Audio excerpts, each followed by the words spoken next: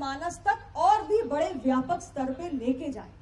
और इसमें हम सब की भागीदारी होनी चाहिए। हम सबको मिलकर इस बड़े संदेश को लेकर देश के करोड़ों नागरिकों के बीच में पहुंचना है कि जन औषधि केंद्रों पर मिलने वाली दवाएं और उत्पाद पूर्णतया सुरक्षित है, क्वालिटी टेस्टेड है, किफायती है और आम जन की जो जेब से होने वाला खर्च है उसमें एक भारी गिरावट लाते हैं।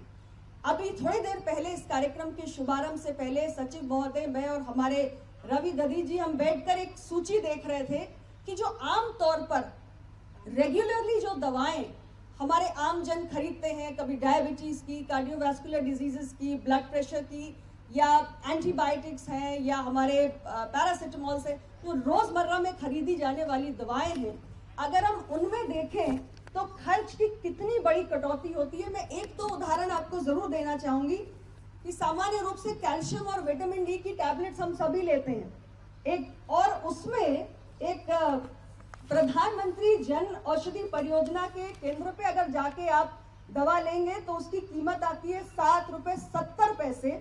और यदि वही आप टॉप 3 ब्रांड्स की यही दवाएं अगर आप खुले बाजार से लें तो आपको 127 रुपए कीमत चुकानी पड़ती है। यानी जो बचत हो रही है वो 94% की 94% की बचत आज इसमें हो रही है। और ये सामान्य रूप से हम सारे लोग लेते हैं। मैं खुद कैल्शियम और विटामिन डी की टैबलेट्स लेती हूँ, तो हमारी कितनी बड़ी बचत हो सकती है, ये एक उसका उदाहरण है।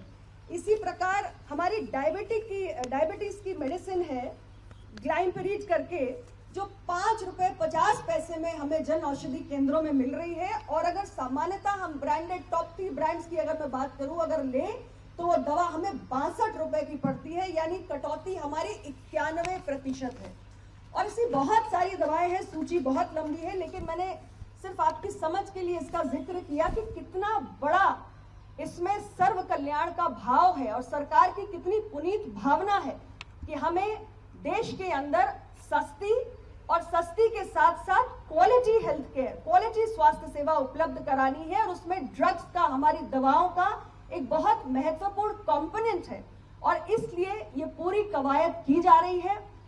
महिला होने के नाते देश की आधी आबादी जिसके लिए हमारी सरकार बहुत चिंता करती है, इस जन औषधि परियोजना में हमने अपनी बेटियों के लिए, अपनी बहनों के लिए सुविधा सैनिटरी नैपकिन को जोड़ा। 2019 में अंतर्राष्ट्रीय महिला दिवस के दिन सुविधा सैनिटरी नैपकिन को हम जन औषधि केंद्रों में लेकर आए, जो महिलाओं को, देश की सामान्य महिलाओं को महज 1 रुपए में सैनिटरी नैपकिन उपलब्ध कराया जा रहा है। और ऐसे बहुत सारे हमारे इसमें ऐसी दवाएं हैं जो जनता के लिए उपयोगी है। तो आज के इस अवसर पर और बहुत कुछ ना कहते हुए मैं सिर्फ इतना ही कहना चाहती हूँ कि हम में से हर एक व्यक्ति ये संकल्प ले कि इस अभियान को हमें जन जन तक पहुंचाना है, बढ़ चढ़कर पूरे जोश और उमंग के साथ इसमें अपनी भागीदारी सुनिश्चित करनी है। आज हमारे लिए बहुत प्रसन्नता के दिन है।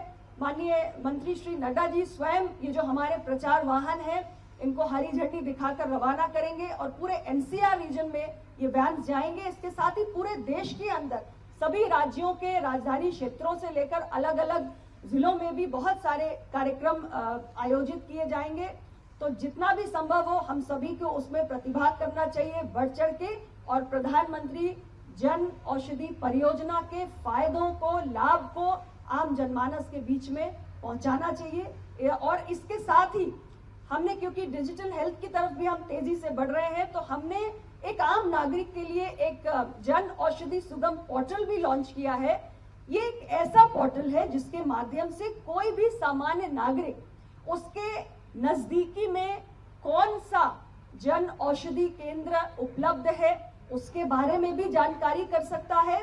और जैसे मैं अभी आपको पढ़कर बता रही थी कुछ 1-2 मेडिसिन के बारे में कि कैसे ब्रांडेड और जो मेडिसिन हमें जेनेरिक मिल रहे हैं जन औषधि केंद्रों पर, उनके कीमत में कितना अंतर है।